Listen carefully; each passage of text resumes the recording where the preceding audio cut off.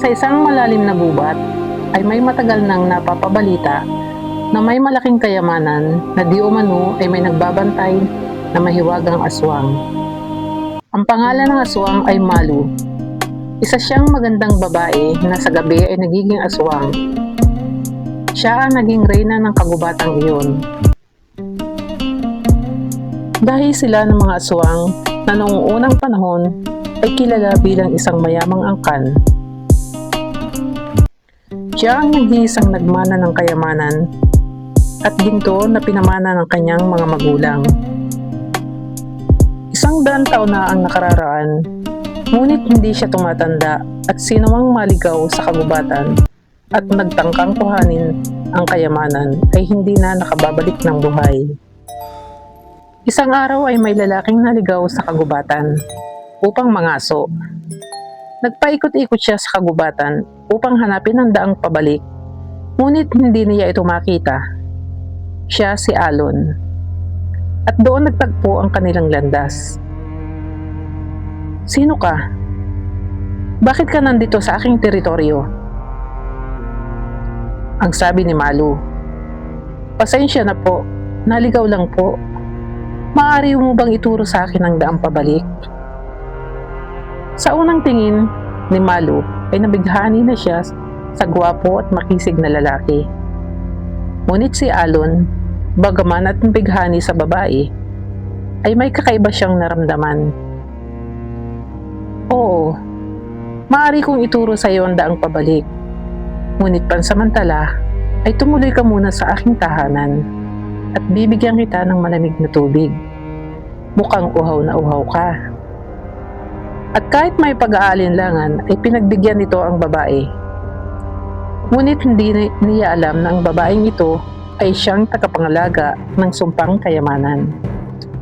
Ngunit sa halip na takot ay may kakaibang kabaitan at ganda si Malu na hindi niya maiwasang mapansin. Sa paglalibot niya sa kakahuyan ay hindi nalingit sa kanya ang isang napakalaking baul na tila kumikislap. Napansin ito ni Malu at dito siya nagkwento na ang baul ay ang kayamanang iniwan sa kanya ng mga magulang. Ang sabi ni Alon, "Hindi ba delikado sa isang babae na katulad mo na mag-isa dito sa kagubatan? Sino ang mga kasama mo?" Ngumiti lang si Malu, sabay sabing, "Walang sino man ang maaaring manghas gumawa ng masama dito dahil maraming nagbabantay sa akin."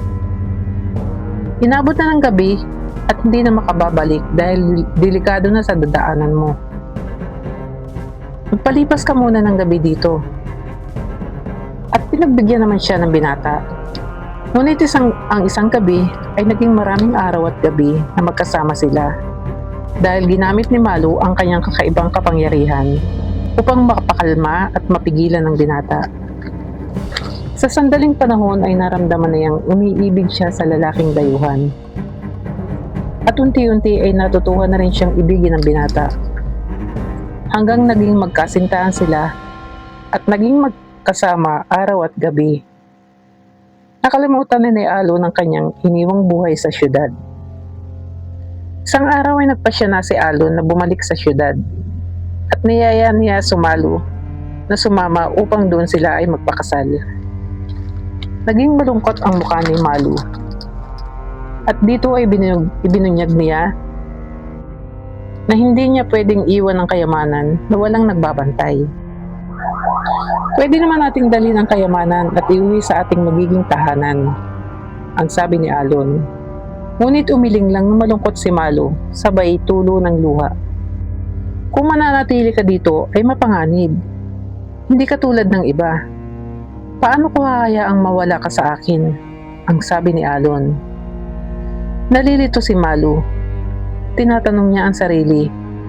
Kailangan niyang pumili. Ipagtanggol ang kayamanan o sundin ang puso.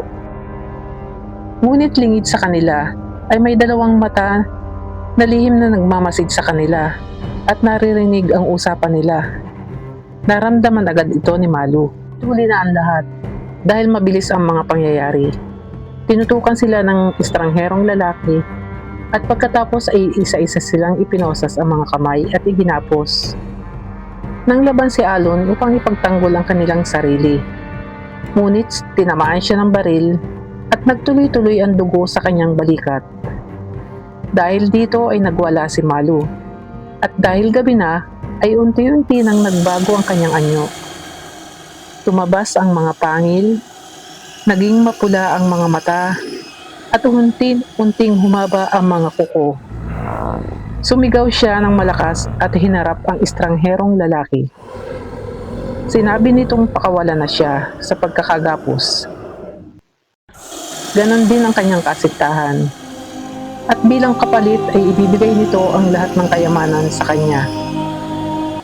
Agad na tumalima ang lalaki sa kasabikang mapapunta sa kanya ang kayamanan. Kasabay nito ay biglang kumidlat. Kumulog ng malakas at nawala ng malay si Malu. Ilang sandali pa ay natauhan na siya at unti-unting bumalik sa normal ang kanyang kaanyuan. Sa wakas ay nakatakas na siya sa sumpa ng binabantayang kayamanan. Dali-dali silang umalis sa bahay na iyon. Lakad takbo ang ginawa nila hanggang sa marating nila ang labasan ng mahiwagang kagubatan. Samantala ang lalaking naiwan sa kagubatan ay sumisigaw sa tuwa. Sa wakas ay mayaman na ako. Kaya ko nang sustentuhan ang aking mga bisyo. Magtatayo ako ng mga beer house at malalaking pasugalan. Mapapasa akin na ang bawat babae na gugustuhin ko. Ang sabi niya. Pagbukas niya ng malaking baul ay tumambad sa kanya ang napakaraming pera at ginto. Mayaman na ako, sa wakas, ang sabi niya, sabay halakhak ng walang tigil. At ang mga halakhak na iyon ay naging walang tigil, unti-unti hanggang sa panawa na siya ng matinong pag-iisip. Sa bayan naman si Alon ay nagpakasal sila ni Malu.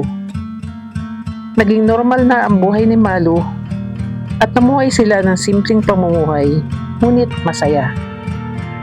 At kung nagustuhan ninyo ang aking kwento, ay huwag kalimutang mag-subscribe, i-like at mag-comment, at i-click na rin notification bell para sa iba pang nakakakilabot at kapanapanabik na kwento.